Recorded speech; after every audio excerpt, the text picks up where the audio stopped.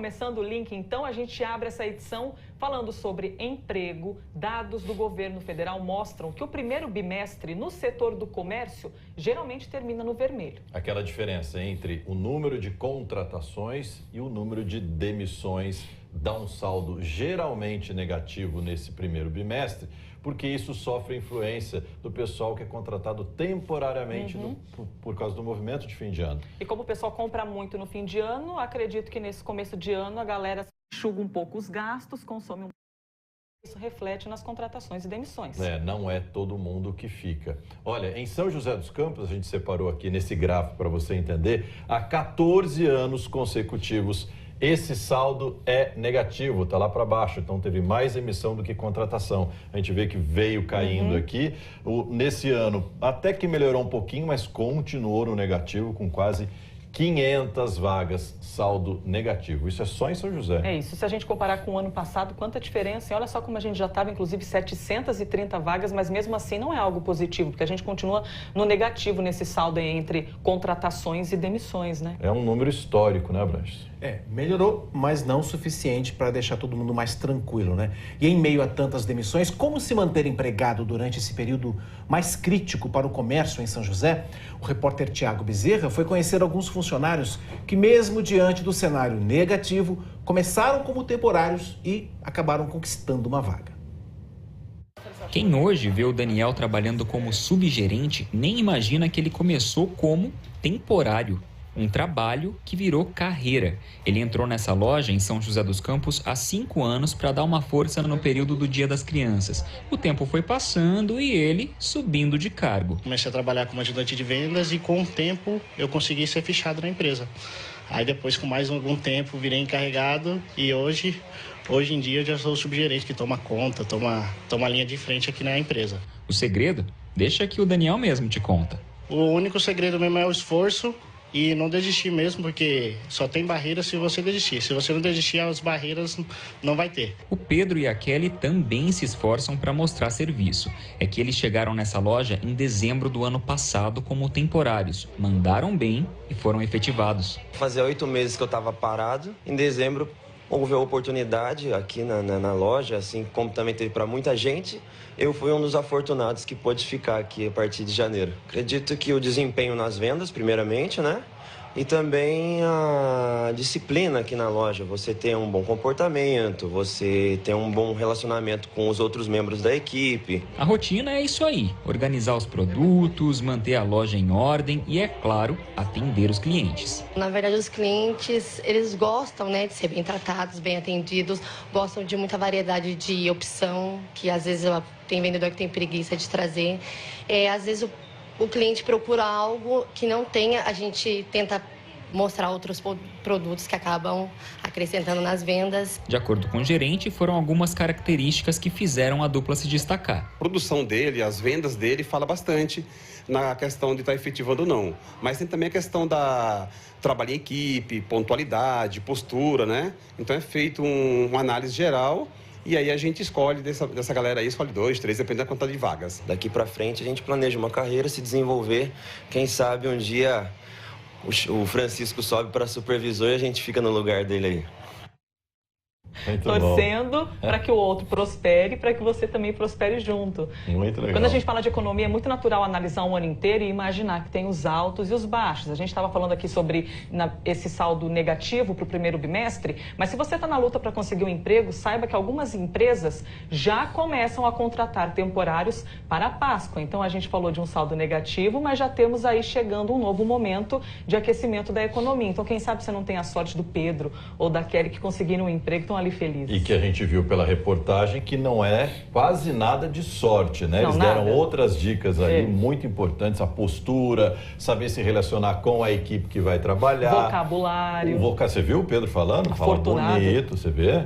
O Tiago Bezerra já está aqui com a gente e ele tem outras dicas. Ô Tiago, a reportagem já ensinou bastante, já deu bastante dicas aí, mas eu acho que você tem mais, né? Eu não tenho mais, Rogério, mas tem quem tenha, que é a Ângela, que está aqui do meu lado, né? Justamente para falar sobre isso. Boa tarde para vocês, para todo mundo. Ô, Ângela, a gente viu aí na reportagem, você também estava escutando aqui com a gente, a respeito dessas pessoas que entram no mercado de trabalho nessas vagas temporárias, acabam conseguindo serem efetivadas, né? Tem algum segredo? A gente viu que o Daniel ali passou um segredo, que é perseverar, não desistir. É só isso mesmo? Boa tarde. Sim, tem muitos segredos, né? O ser humano é sempre uma incógnita.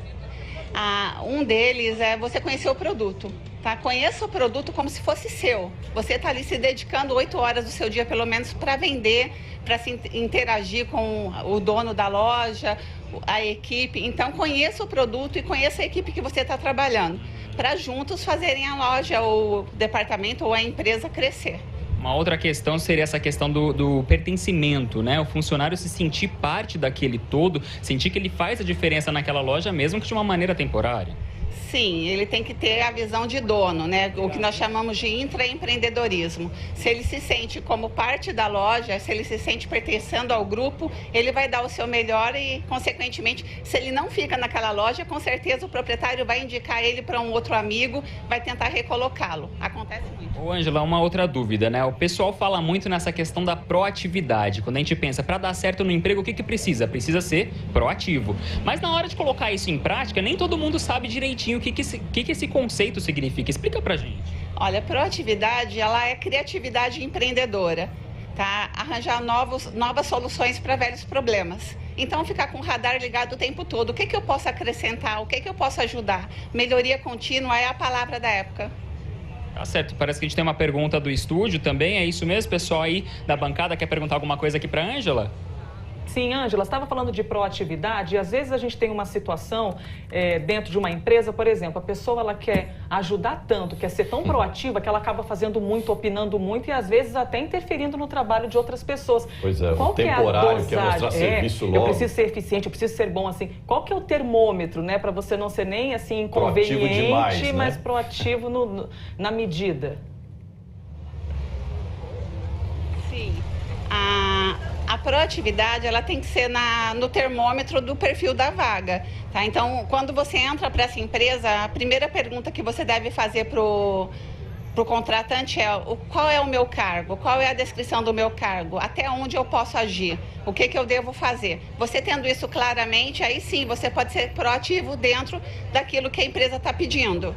Essa visão é uma coisa que serve para qualquer vaga. Por exemplo, até os vendedores, que são as vagas mais comuns nessa época de serem abertas, também é possível ser proativo numa função comum, entre aspas, vamos dizer assim. Sim, porque se eu bati a minha meta, eu vou ajudar meu colega a bater a meta dele, né? Trabalhar em equipe para que todos ganhem e todos fiquem satisfeitos. Certo, Ângela, obrigado pelas informações. O negócio é isso aí mesmo, então, né? Continuar trabalhando em equipe. Pessoal, tem mais uma pergunta aí.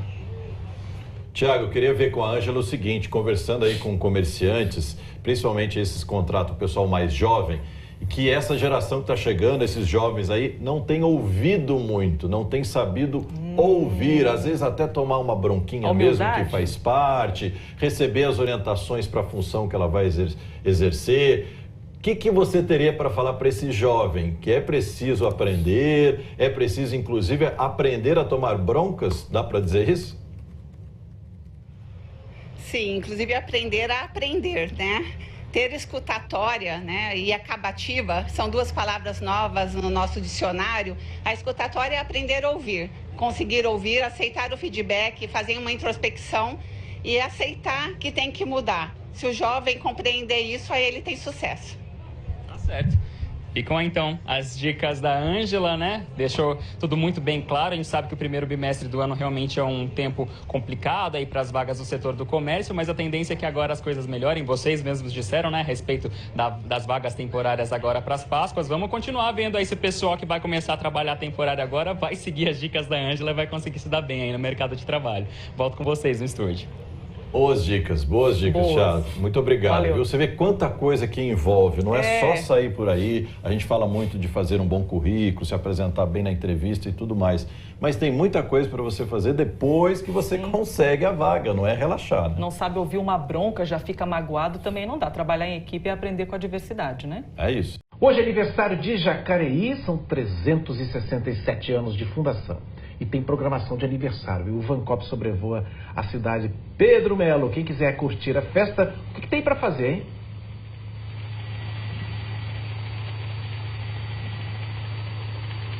Oi, Abranches, tem programação o dia inteiro, viu? Começou inclusive na segunda-feira, óbvio, uma semana do aniversário de Jacareí, vai até domingo.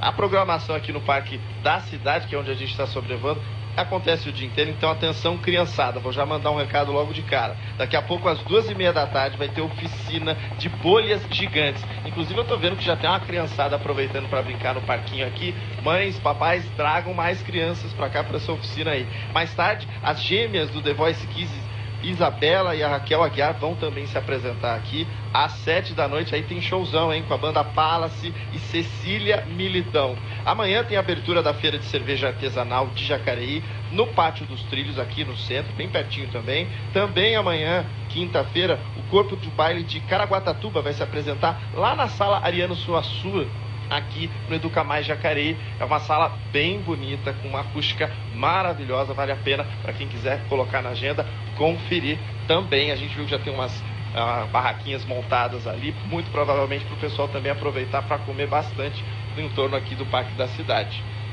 Voltamos aí com vocês. Ô Pedro, a gente percebe que no dia de feriado numa cidade, o pessoal relaxa um pouquinho, demora para sair. Essas ruas aí que o Vancop mostra agora, geralmente ficam muito movimentadas, ruas do centro de Jacareí. Como é que está a situação agora, você que vê numa amplitude maior as ruas centrais da cidade? Como é que está o movimento?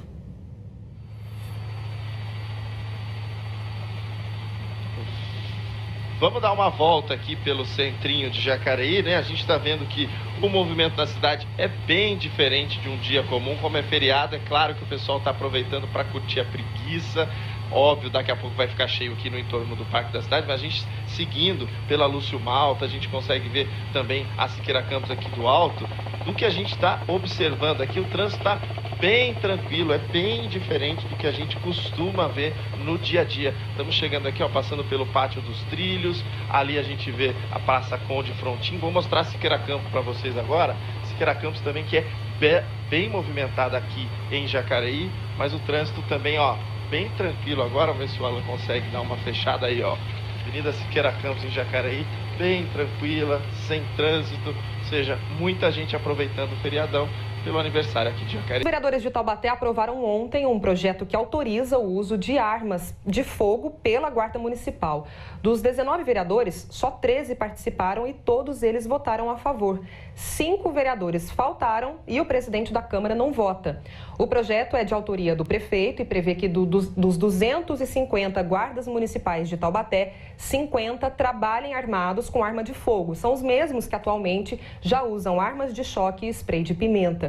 A previsão é de que sejam gastos aí R$620 mil com a compra de armas e com a contratação de instrutores e psicólogos.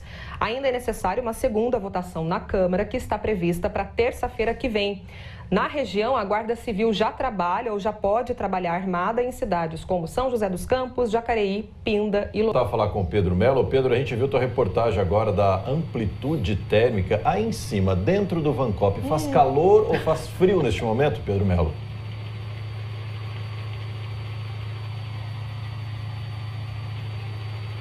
Olá, olha, neste momento faz calor, viu? Inclusive, deixa eu olhar aqui no termômetro, ó, 23 graus a temperatura nesse momento, mas um solzinho que tá queimando um pouquinho, viu?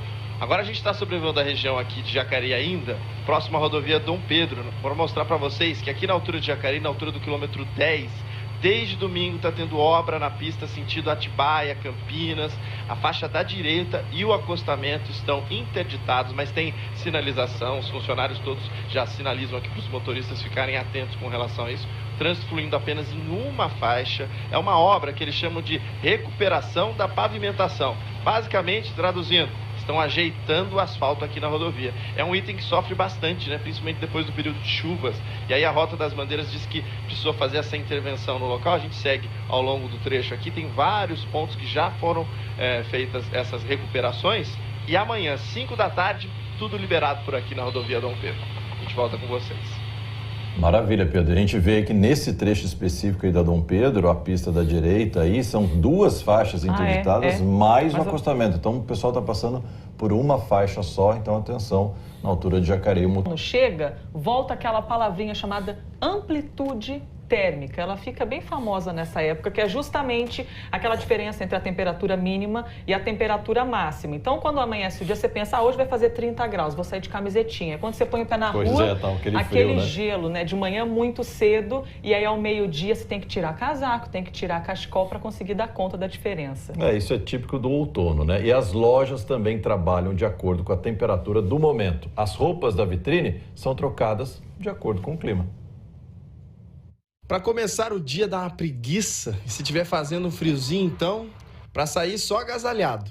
Mas cada um é cada um, né? Tem gente que parece que só sente meio frio. Quer um exemplo? Tá aí, ó, chinelo, bermuda e blusa. No outono é bem assim, nem tão frio, nem tão quente. Os estilos variam muito. Quer ver só? De um lado para o outro tem essa carioca com uma roupa, digamos que mais fresca. Do lado dela tem um homem bem agasalhado. O outro está de camiseta. E a Rosineide preferiu investir numa blusa mais quentinha. Tem hora que tá frio, outra hora tá calor, então você tem que estar agasalhada da melhor maneira possível, né? Mas deixa eu entender, uma carioca que não sente frio... Hoje tá mais, pra mim tá fresco, tá tão frio. Se bem que hoje não estava tão frio assim. A Dona Maria do Carmo caminhou um pouco e já sentiu calor. Foi lá e tirou a blusa. Foi malha, tira malha, mas tá bom. Tá dando pra viver. Tem que estar prevenido, né? Porque se sentir o friozinho, põe alguma blusa. E pronto. A Roseli é dessas prevenidas. Pronta para qualquer hora. Ou melhor, qualquer clima. Esse tempo é maluco. Tem hora que tá frio, tem hora que tá calor, entendeu? Tem que se prevenir, né? Ou você carrega a blusa na bolsa, você não carrega, você passa frio na rua, né? A amplitude térmica é a diferença entre a temperatura máxima e a temperatura mínima registradas no mesmo dia, que é comum no outono. Hoje, em São José dos Campos, segundo o CPTEC, a máxima é de 30 e a mínima de 18 graus. Temperatura que vai mudando ao longo do dia. Amanhece mais frio, esquenta durante o dia e depois volta a esfriar. Regata, camiseta. Nessa de esquenta e esfria ao longo de um mesmo dia, o que o comércio acaba fazendo, e é muito nítido aqui nessa loja, é que, ó, de camiseta numa gôndola, a gente não dá nem 5 passos, já encontra blusa de frio disponível para venda. É a maneira que eles encontram de se adequar e conseguir vender com tantas mudanças na temperatura. Tem loja vendendo roupa com perfil mais para verão, com manta do lado. E inverno isso aí não. Bom, vai da necessidade do cliente. Nessa loja, até semana passada, todas as roupas expostas eram de verão. Essa semana, tudo mudou. Recuamos um pouco as mercadorias de verão, porque agora começa a dar uma esfriadinha, né? Jogamos o inverno assim mais leve para frente, nada muito pesado, porque a temperatura está oscilando. E fique sabendo, as vitrines, manequins mudam conforme as mudanças de tempo. Com esse esfria e esquenta, diariamente nós trocamos as mercadorias, né? De manhã, quando tá mais fresquinho, colocamos uma mercadoria assim mais quentinha um pouco. Quando esquenta muito, nós jogamos blusinhas mais leves, de manga curta ou regatinhas para frente, para ir equilibrando o clima. Tá vendo? O consumidor às vezes passa por um monte de vitrine e nem percebe que o pessoal lá tá toda hora arrumando, né? A gente falou da amplitude em São José, que chegou a mínima ali a 18, 19. Em Bom Jesus dos Perdões, eu consultei agora há pouco, a mínima foi de 15, ou seja, 15 graus entre a mínima e a máxima. Haja garganta, dobrando. Saúde, nariz escorrendo. E aí vai da pele de cada um, né? Quem sente mais frio sai mais agasalhado. Você viu a carioca ali? Tava tranquilo. Suave. Participação da galera. Norma de Freitas de Jacareí disse aqui, olha que interessante, eu consulto todos os dias no celular a previsão do tempo, hora por hora, para saber o que vestir. E nunca dá errado. Salve o celular multiuso, tá vendo? Ela já fica ali prevenida, leva na bolsa e tudo mais. Tem várias, né? Como a gente sempre fala aqui, o pessoal adora comentar o tempo, né? A Cristiane Rico, que é de Jacareí, isso faz mal para a saúde. É o que você estava falando da saúde, tem que aguentar o tranco, né? Prefiro o friozinho o dia todo, pelo menos que é constante. Essa é a opinião da Cristiane. Gosta do friozinho. Janaína Moraes de Caçapava, aqui em Caçapava a temperatura está fresca, nada de sol aparecer. E que fique assim porque dá mais coragem para trabalhar. Aí, de repente, ela mandou uma risada aqui, mas foi só eu comentar que o sol está aparecendo. Ela estava curtindo ali o frescor e, de repente, o sol já chegou. Vamos fechar com a Adriana, senão ela viu o nome dela ali. Bom, bem na minha vez não falaram. Então vamos lá, ela é de Cruzeiro. Aqui em Cruzeiro amanheceu nublado e fresquinho, mas já está começando a esquentar. Tá vendo? É calor, amplitude térmica para toda a região, pode ser praia, pode ser montanha, vale, tá valendo para todo mundo. Pessoal, tem assunto que a gente tem que ficar falando sempre, né? Tem que ficar batendo na tecla. Um desses assuntos é a dengue. A impressão que dá é que a gente está sendo chato de falar disso o tempo todo, mas olha a importância de falar sobre a dengue. Pindamonhangaba registrou 3 casos da doença do tipo 2, que é o tipo considerado mais grave. A Laurene Santos está no bairro Castolira, lá em Pinda, onde foi identificado um desses casos, né, Laurene? O que a gente quer saber é como é que estão esses pacientes, essas pessoas. Elisa, boa tarde para você, para todo mundo que acompanha o Link Vanguarda. Quem vai explicar a respeito disso é o Rafael, que é o diretor da Vigilância Sanitária e Epidemiológica. Rafael, essas pessoas que foram diagnosticadas com a dengue tipo 2, qual o estado de saúde delas agora? Atualmente estão em estado tranquilo, né? Estão em estado estável, estão em casa já tiveram alta, porém vale a intenção de ficar sempre alerta com relação a qualquer tipo de sintomas. E essa dengue tipo 2 a gente conhecia como dengue hemorrágica, qual que é o perigo dela? Ela tem a titulação de dengue hemorrágica, né? E toda vez que a pessoa já adquiriu qualquer outro tipo de dengue, né, de 1 a 4, ela pode se potencializar e se tornar hemorrágica. E esse caso, né, aqui nesse bairro Castolira, mas teve outros bairros. O que a prefeitura está fazendo nesses locais para evitar aí a disseminação desse tipo de dengue? Igual o Castolira, nós tivemos mais 2 bairros, que é o bairro Pazim e também Santa Cecília. E neles a prefeitura fez uma ação de combate, né, de criadores, combate de criadores, de controle de criadores, e também o trabalho de nebulização, que é jogar fumaça justamente para matar qualquer tipo de mosquito. E vale explicar para as pessoas que até então não tinha esse caso aqui, não veio da cidade, como que é isso? É importante falar isso para a população, que o trânsito das pessoas, né, que vão para outros municípios e podem trazer esse tipo de doença para cá. Aqui na região nossa nós tínhamos somente o sorotipo 1, que é o DEM 1 que nós chamamos, porém essas 3 pessoas que foram adquirir essa doença tiveram em outros municípios que tiveram contaminação e trouxeram para o nosso município. Por isso que é importante a prevenção, justamente para não manter nenhum tipo de criador do mosquito dentro de suas residências. Ou seja, né, prevenção ainda é a principal orientação, né? O que a pessoa tem que fazer aí para evitar mesmo? A melhor orientação é que faça esse olhar crítico dentro dos seus imóveis, justamente para verificar qualquer tipo de superfície que possa acumular água e fazer a destinação correta. Tá ok, obrigada pelas informações. Então é isso, né? Tem esse alerta e vale sempre a prevenção. A gente volta aí para o estúdio, Thalita. Laurene, quando para de chover, né, nessa época de outono principalmente, as pessoas meio que tiram o pé, né, deixam de cuidar, mas não, é um cuidado que tem que ser tomado sempre. Tem outras coisas pra gente ver, vasinho de planta, vasilhinha do cachorro, não tem jeito, tem que ficar de olho. Obrigada pelas suas informações. A gente falou desses 3 casos em Pinda, na região, outras 2 cidades também confirmaram dengue tipo 2. Foi São José dos Campos, com 1 caso, e Caraguatatuba, 1 caso de dengue tipo 2, que foi uma mulher de 50 anos que infelizmente faleceu.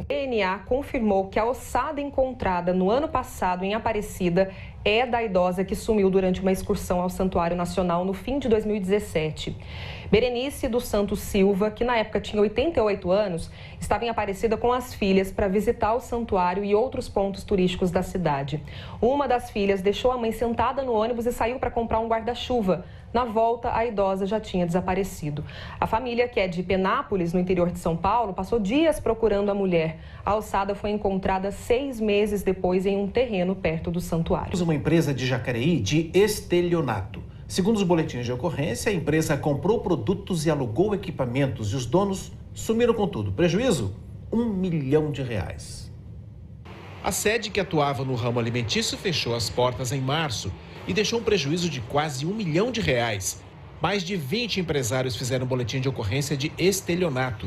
Segundo a Polícia Civil, nos últimos 6 meses, a empresa comprou suprimentos, alugou eletrônicos e maquinários e não pagou. Inicialmente, para conquistar as vítimas, o primeiro boleto eles pagavam, mas depois as vítimas entregavam outras encomendas, mercadoria, a partir daí eles não mais pagavam as vítimas. Uma das vítimas, que preferiu não mostrar o rosto, contou que forneceu mais de R$4 mil em mercadorias. Na semana de dezembro eles já vieram aqui, conversaram comigo. Eu já comecei a entregar a marmita na sexta-feira do final da primeira semana, né? No começo eles pagaram a primeira parcela, eles pagaram a quinzena. Depois já não pagaram mais. Entre as vítimas estão ainda os donos do galpão. Eles não quiseram gravar entrevista, mas disseram que a empresa deixou uma dívida de cerca de R$50 mil em aluguéis. Uma outra firma de refrigeração, que alugou freezer, geladeira e outros equipamentos, também não recebeu. No caso deles, os estelionatários não apenas deixaram de pagar, como também levaram os equipamentos alugados. São pessoas que já vêm praticando esse tipo de golpe na região e outros estados também.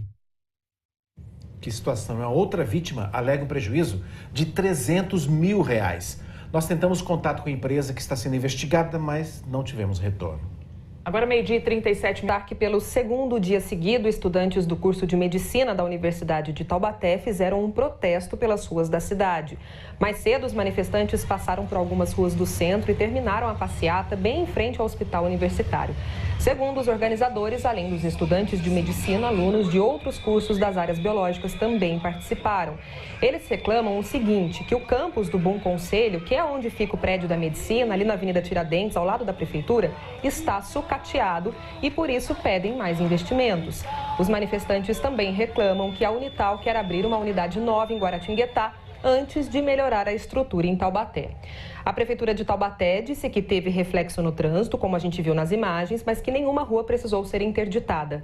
Em nota, a Unital reafirmou que está avaliando a abertura de novas unidades, sim, em outras cidades, mas que não tem nada confirmado. E disse que as aulas da Faculdade de Medicina continuam normalmente. Moradores do bairro Jardim, São Paulo, próximo à estrada entre Jacareí e Guararema, não estão conseguindo dormir à noite. O motivo? O barulho intenso de caminhões que passam pelo local para fugir do pedágio. Eles reclamam que já pediram ajuda à prefeitura, mas até agora a fiscalização não resolveu muito. Os marronzinhos vêm durante o dia e os caminhões passam de madrugada. Tá difícil para o Carlos até contar a quantidade de rachaduras na garagem dele. Ele diz que elas apareceram por causa do impacto de caminhões que passam na rua. Depois da meia-noite, 2 horas da manhã, caminhões, trem-minhões, carreta puxando carreta de madeira, muita madeira, caminhões, baús. A rua José Abraão, no Jardim São Paulo, fica perto de uma avenida movimentada, a Santa Cruz dos Lázaros. Durante a maior parte do dia, o trânsito nessa rua é normal. O problema, segundo os moradores, começa a partir da meia-noite. É quando carretas pesadas começam a circular por aqui. E os motoristas passam na rua de madrugada justamente para fugir da fiscalização. Jacareí tem uma lei municipal que impede a circulação de caminhões pesados na cidade. Apenas algumas vias são liberadas. A lei de 2017 é para evitar que caminhões usem o centro da cidade para fugir do pedágio. Existem as rotas que esses caminhões podem transitar, desde que estejam fornecendo alguma coisa aqui. Se eles não estiver fornecendo, ele não pode entrar na cidade e daí, se ele entrar, ele vai ser autuado por isso. A rua José de Abraão tem até uma placa que alerta para a proibição, mas os motoristas não respeitam. E o barulho que eles fazem de madrugada incomoda. Essa rua não foi projetada para isso, né? Uma rua de bairro, não é? Não tem estrutura para esse fluxo. Os moradores mandaram imagens que mostram as carretas na rua. Para eles, o que falta é fiscalização.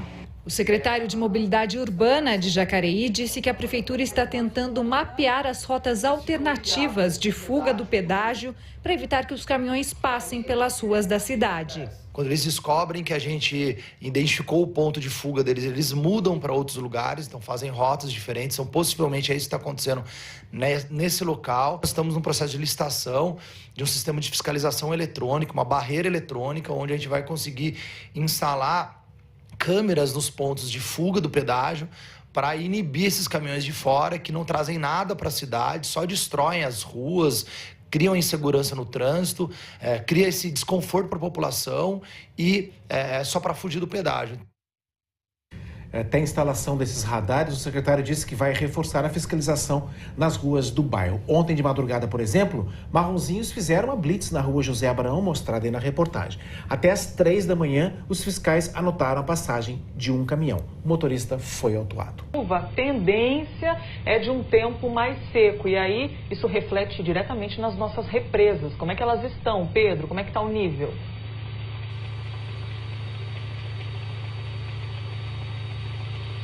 Oi, Elisa. Olha, a gente está sobrevoando aqui a represa do Jaguari. É a segunda maior do sistema da bacia do Rio Paraíba do Sul. A primeira é Paraibuna. Bom, aqui o nível é de 62%. Parece bom, né? Só que quando a gente olha para todo o sistema, então o nível todo é de 56%. está levemente abaixo das condições há um ano atrás, quando era 57%. Então não é, portanto, assim, uma condição que traz um certo alívio para a gente enfrentar o período de seca. A situação é um tanto parecida lá no sistema Cantareira, que é interligado, inclusive, com esse sistema aqui do Paraíba do Sul. Cantareira está com 55%. Há um ano, o nível era de 54%. A gente vê aqui que tem várias faixas de terra que ainda a gente consegue ver a diferença com o verde, né? Ou seja, não está ainda no nível ideal, ou seja, 50%. 56%, né? Um pouquinho mais da metade, ou seja, chama a atenção que o período de seca começa agora. A gente volta com vocês. Só parece bom, né? Só parece bom esse índice, mas tem um período aí de seca, não vai chover mais, esse índice a gente sabe que vai caindo ao longo do ano, só vai voltar a subir lá para o fim, com as chuvas lá de setembro, outubro e tudo mais. Então, não dá para comemorar, não. Será que em breve a gente poderia ver o nível chegando a 100? Já pensou? Já chegou a ter aqui na nossa região, né? Mas eu digo agora voltar a 100? É que o ideal é até abaixo disso, né? Porque aí começa a ter outros problemas. Tem que aumentar a vazão de rio e tudo mais. Mas a gente volta bastante nesse assunto. O federal fez uma grande apreensão de drogas na rodovia Fernão Dias. O Lucas Angel conta pra gente. Boa tarde, Lucas.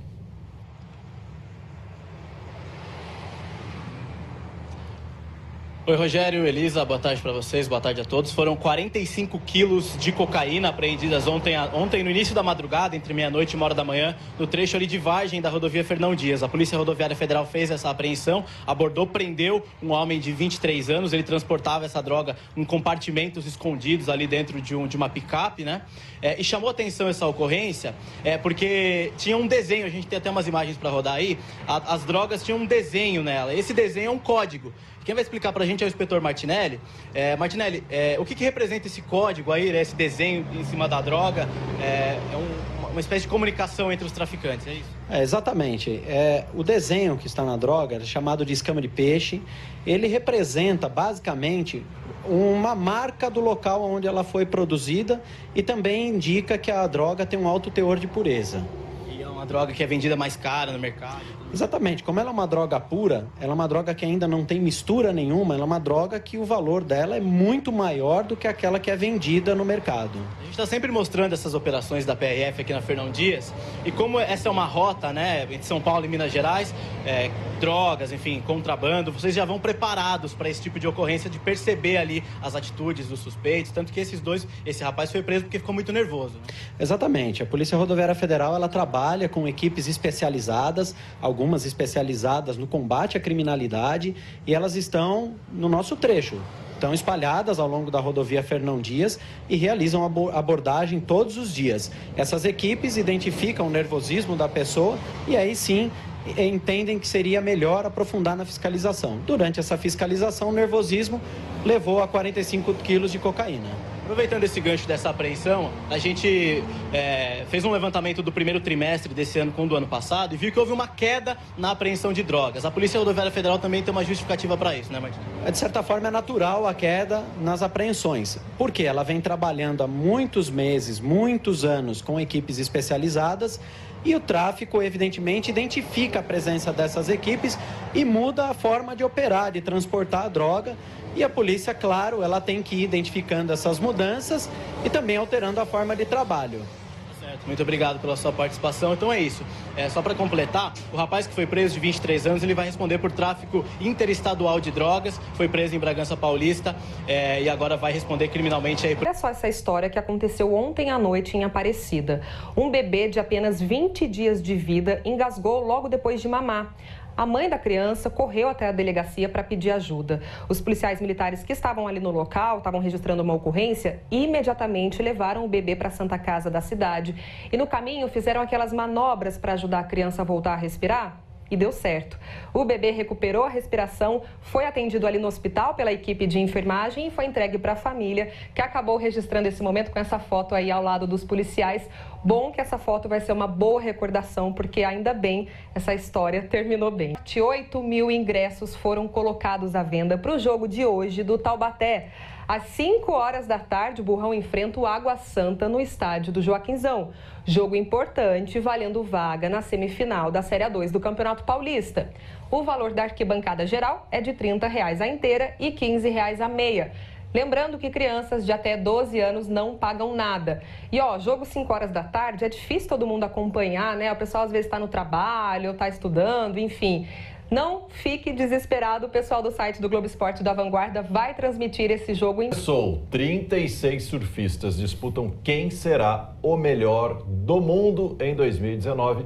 Hoje, o melhor surfista do mundo é Gabriel Medina, de São Sebastião. E ele começou bem, viu? A primeira etapa do Mundial disputada em Gold Coast, na Austrália. Foi o segundo melhor. O Felipe Toledo de Ubatuba não foi assim tão bem, mas tá tudo bem porque ele passou de fase também. Filipinho enfrentou o francês Joan Duroux e outro brasileiro, Caio Belli, mas estava difícil para ele pegar uma onda boa. O francês foi melhor e venceu a bateria.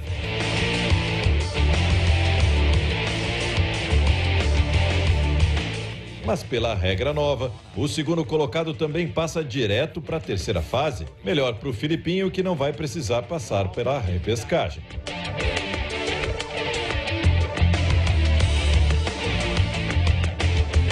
O atual campeão mundial, logo na primeira onda, já arrebentou.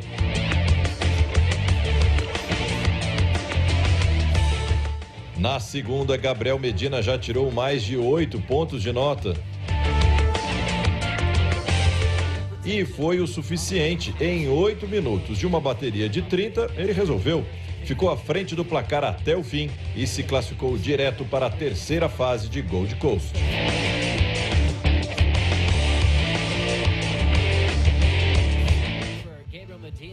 Voltou com tudo, Medina, hein? Essa camisa amarela pesa, hein? Pois é, você viu? Em 8 minutos, uma bateria de 30 minutos, ele resolveu. Fez as duas melhores ondas. Teve mudança na regra aí? Teve, além dessa mudança aí que a gente mostrou, da bateria aí mais ágil aí, outra novidade é que os 10 primeiros surfistas do Mundial se classificam para as Olimpíadas do ano que vem, em Tóquio. Que momento, senhores, hein? Teremos surf na Olimpíada. Muito legal, né? Beleza. Só que tem um probleminha, né? O Brasil tem 11 surfistas brasileiros no circuito mundial. E só podem 2 de cada país. E então, agora? Vamos torcer para que seja o Medina e o Filipinho, né? Porque tem outras 3 competições que também vão classificar para as Olimpíadas. Mas no Mundial, né? É bom garantir. Que vem o tricampeonato aí.